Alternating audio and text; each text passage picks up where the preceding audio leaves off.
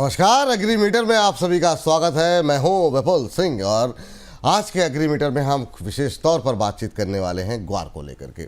और ग्वार को लेकर के क्या कुछ अपडेट है, आगे भाव किस तरीके से रहेगा, इन तमाम पहलुओं को छूने की, जांचने की कोशिश रहेगी। इस पर बातचीत करने के लिए हमारे साथ जुड़ रहे हैं पृथ्वी फिनमार्ट के डायरेक्टर और साथ ही कमोडिटी और करेंसी रिसर्च के हेड मनोज कुमार जैन जी और कमोडिटी एक्सपर्ट पुखराज चोपड़ा जी। आप दोनों ही विशेष मेहमानों का बहुत बहुत धन्यवाद।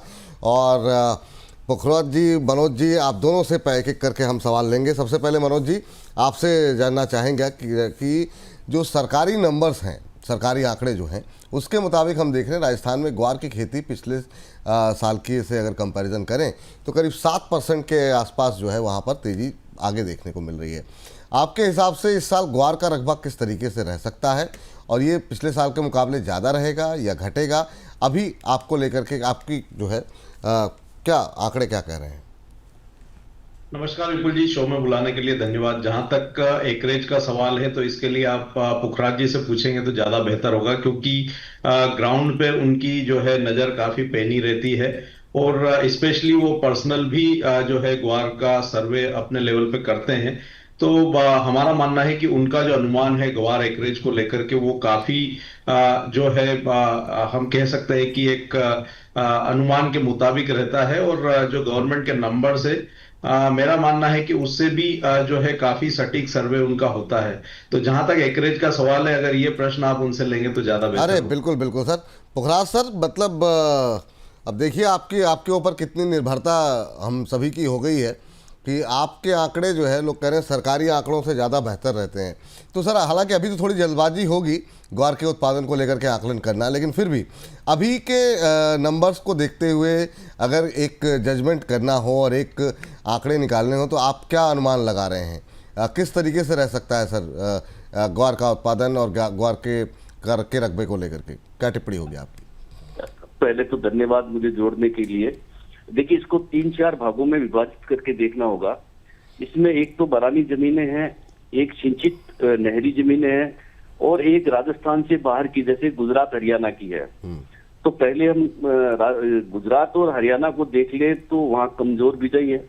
उसके बाद में हम नहरी बेल्ट जो सिंचित क्षेत्र है, सिंचित क्षेत्र के अंदर इस बार मूंग की बिजाई बहुत अच्छी हुई है। यही कारण है कि गंगानगर, हनुमानगढ़ और बीकानेर का उत्तरी हिस्सा, यहाँ पे ग्वार की बिजाई कम हुई है। अब रहा बरानी क्षेत्र। बरानी क्षेत्र के अंदर बरसातें बहुत अच्छी हुई है, तो हर तरफ अभी बिजाई चल रही है और काफी अच्छी बिजाई कह सकते हैं इसको बरानी के अंदर। हालांकि आंकड़ों के मुताबिक जो लक्ष्य है 25 लाख हेक्टर का, उसकी 87% बिजाई हो चुकी है। पर अभी जो मौसम विभाग ने नए सिरे से घोषणा की है अगले 3-4 दिन भारी बरसात की, ये तो ग्वार के लिए ठीक नहीं है। इसके अंदर ये आपका मेड़ता, नागौर और बीकानेर का कुछ एरिया है, उसमें फसल खराब हो सकती है। और हनुमानगढ़ में भी ज्यादा बरसात की उम्मीद जताई गई है, तो ये भी एक कारण हो सकता है। यहाँ पहले भी जो नागौर वाला एरिया है, वहां पे लोगों ने दूसरी बार बिजाई कर ली है क्योंकि खेतों में पानी भर गया था। तो अब जो बरसातें बता रहे हैं उससे और नुकसान हो सकता है। हालांकि उत्पादन के बारे में अभी कहना जल्दबाजी होगा, पर आप ये मान सकते हैं कि पिछले सालों से कुछ न कुछ कमजोरी इसके अंदर दिखाई दे रही है उत्पादन में। जी अच्छा, लास्ट ईयर के मुकाबले कमजोरी मतलब ओवरऑल रह सकती है, बात सही है। लेकिन मनोज जी, अगला प्रश्न आपसे ये जानना चाहेंगे कि अगर हम 2025-26 के शुरुआती 2 महीने यानी अप्रैल मई की अगर बात करें तो ग्वार गम का एक्सपोर्ट 16% से ज़्यादा कम हुआ है, गिरावट देखने को मिली है। क्या आगे एक्सपोर्ट डिमांड घटेगी या फिर कुछ इसमें सुधार होगा? आपकी एक्सपेक्टेशन क्या है?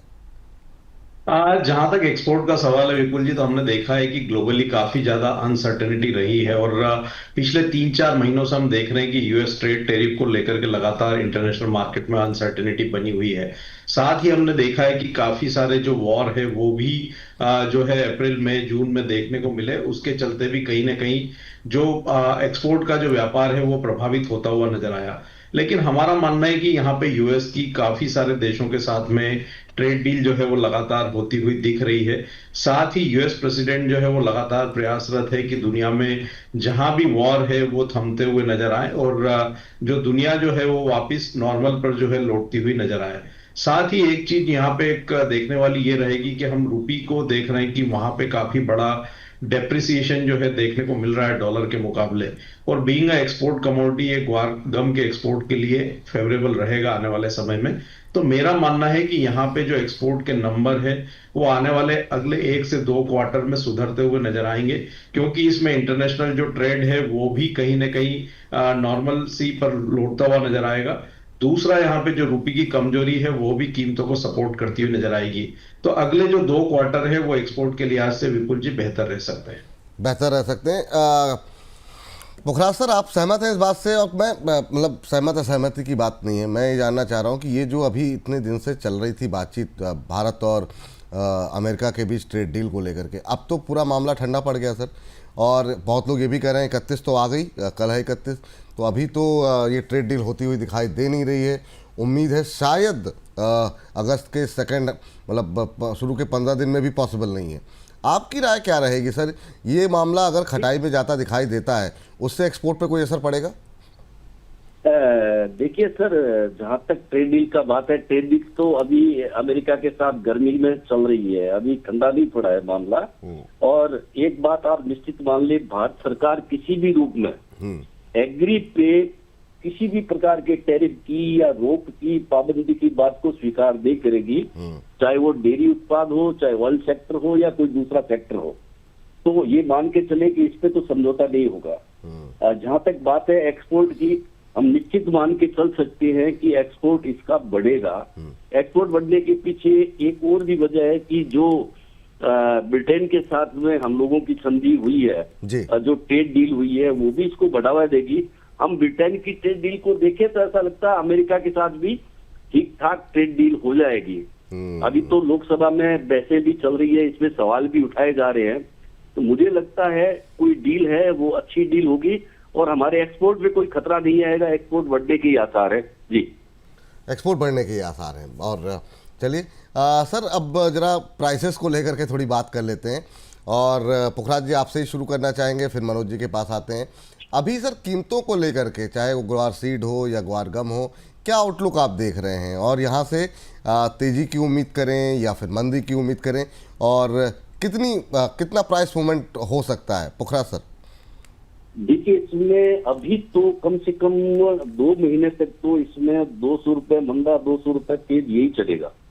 उसके बाद में जैसे फसल का रुझान आना शुरू हो जाएगा कि अब जो बिजाई की बरसातें हुई है, इसके बाद जो और बरसातें होने वाली है, फिर उसके 1 महीना बाद जो 2 बरसातें और चाहिए फसल को, वो किस तरह की होती है, सारा उत्पादन उस पर निर्भर करेगा। तो अभी एक चरण कंप्लीट हुआ है, दूसरा चरण कंप्लीट नहीं हुआ। दूसरे किसी भी चरण में यदि थोड़ी भी बाधा आती है तो फिर ये ग्वार अच्छी तेजी की ओर चला जाएगा, वरना इसमें बड़ी मंदी की बात तो नहीं है जी। ठीक सर, बहुत बहुत शुक्रिया पुखराज सर। और आप जब भी आते हैं, मतलब कम से कम ग्वार गम और ग्वार सीड को लेकर के इतना ज्ञान मिलता है, तो हमारे किसान भाई जो हैं, हमारे जो ट्रेडर्स हैं, वो सभी आपको सुनना चाहते हैं। बहुत बहुत शुक्रिया सर, बहुत बहुत धन्यवाद, अच्छा लगा आपसे बात करके जी। धन्यवाद सर। धन्यवाद सर। मनोज सर, आपसे भी जानना चाहेंगे, प्राइस मूवमेंट को आप कैसे देख रहे हैं ग्वार सीड और ग्वार गम को लेकर के? आप सहमत हैं पुखराज जी से? बिल्कुल, यहाँ पे विपुल जी हम देख रहे हैं कि ग्वार सीड और ग्वार गम में काफी समय से एक दायरा ही बना हुआ है। और तेजी के लिए जो ट्रिगर की आवश्यकता है, जैसा कि आप बोल रहे थे कि एक्सपोर्ट से नंबर में गिरावट देखने को मिल रही है, ट्रेड डील को लेकर के भी अभी अनिश्चितता बनी हुई है। तो ऐसे तमाम कारणों के चलते हम देख रहे हैं कि पिछले 2-3 महीनों से एक बहुत ही सीमित दायरा ग्वार सीड और ग्वार गम में बना हुआ है। हमारा मानना है कि ये जो दायरा है ये अगस्त मंथ ऑनवर्ड्स जो है यहाँ पे टूटता हुआ नजर आएगा और कीमतें कहीं ना कहीं कुछ ऊपर की तरफ यहाँ पे आती हुई नजर आएगी और एक्सपोर्ट्स के नंबर में भी सुधार की यहाँ पे आशंका हमको नजर आती है। दूसरा, यहाँ पे जहां तक भाव का सवाल है, तो अभी हम अगर ग्वार सीड की बात करें तो 5050 ग्वार सीड के लिए एक मजबूत सपोर्ट बना हुआ है। हालांकि हम देख रहे हैं कि कीमतें 5350 के स्तर के ऊपर भी यहाँ पे सस्टेन नहीं हो पा रही है। तो अभी जो रेंज है वो 5050 से 5350 ग्वार सीड के लिए बनी हुई है। वहीं अगर ग्वारगम की बात करें तो यहाँ 9400 एक स्ट्रॉन्ग सपोर्ट बना हुआ है। हालांकि ऊपरी लेवल्स पर हम देख रहे हैं कि 10,100 की रेंज में यहाँ भी रेजिस्टेंस बने हुए हैं। तो लगभग 600 से 700 रुपए की रेंज ग्वारगम की है और लगभग 300 रुपए की रेंज ग्वार सीड की यहाँ बनी हुई है। ऐसे में अगर रणनीति कोई बनाना हो तो ग्वार सीड अभी हमारे हिसाब से जो है बाइंग के लिहाज से बेहतर लगता है। टेक्निकली अगर मैं बात करूं तो यहाँ पे अगर थोड़ा और करेक्शन आता है 5115 से 5100 की रेंज में ग्वार सीड आता है तो वहां बाय करके चलना चाहिए। स्टॉप लॉस इस ट्रेड में 5040 का रखना चाहिए और टारगेट ऊपर में 5260 तक के रखे जा सकते जी, चलिए, तो ये बात यहाँ पर निकल के आई है। और सर, एक कॉल तो आपने बता दी, लेकिन ओवरऑल आपकी टॉप एग्री कॉल्स कौन सी होंगी अगर ट्रेडिंग स्ट्रेटजी अगर आपसे हम पूछें तो? ग्वार सीड में तो जैसा मैंने बताया विपुल जी, वहां पे बाइंग की रणनीति बनाई जा सकती है, थोड़ा और डिप मिलता है। तो दूसरा अगर हम देखें तो स्पाइस पेक में, कोरिएंडर में यहाँ पे एक अच्छा पॉजिटिव मोमेंटम बना हुआ है। पिछले सप्ताह भी हमने वहां बाइंग की रिकमेंडेशन दी थी 7800 तक के लक्ष्य के लिए और वो लक्ष्य यहाँ पे हासिल होते हुए नजर आए हैं। टेक्निकली अभी भी यहाँ पे जो बुलिश मोमेंटम है वो कंटिन्यू होता हुआ दिख रहा है, तो यहाँ भी बाय की सलाह रहेगी। वर्तमान लेवल से अगर 50-60 रुपए की गिरावट आती है, अगस्त कॉन्ट्रैक्ट 7770 के आसपास बाय की सलाह रहेगी। 7640 का स्टॉप लॉस रखना है और लक्ष्य यहाँ पे 8040 तक के रहेंगे। 8040 यहाँ पे कोरिएंडर के लिए एक मेजर जो है टेक्निकल रेजिस्टेंस हम कह सकते हैं कि वो देखने को मिल सकता है। अगर यहाँ पे 8040 के ऊपर अगर वीकली क्लोजिंग बेसिस पर ब्रेकआउट आता है विपुल जी, तो हमारा मानना है कि 8350 तक भी जो है धनिया आने वाले समय में देखने को मिल सकता है। तो ओवरऑल स्पाइस पेक में ये कमोडिटी बेहतर बनी हुई है और आगे भी इसमें जो है अपसाइड की संभावनाएं नजर आती है जी, चलिए, तो कोरिएंडर धनिया जो है आपकी स्क्रीन पर इस समय अगस्त फ्यूचर जो है प्लस करके चलिए 7770 पे। 8040 के टारगेट यहाँ पर देखने को मिल सकते हैं। स्टॉप लॉस सजेस्ट किया गया है 7640 का, 7640 के स्टॉप लॉस के साथ 8040 का लक्ष्य रखें। इसके अलावा जो है ग्वार सीट पे जो है अगस्त फ्यूचर प्लस करना है आपको 5115 5115 पे के आसपास यहाँ पर आपको खरीदारी की सलाह दी गई है। 5260 का टारगेट और एक स्टॉप लॉस 5040 का रखिए। इसी के साथ आगे ट्रेड करने की सलाह, स्टॉप लॉस और टारगेट दोनों पर ही अमल करें, ये सलाह है।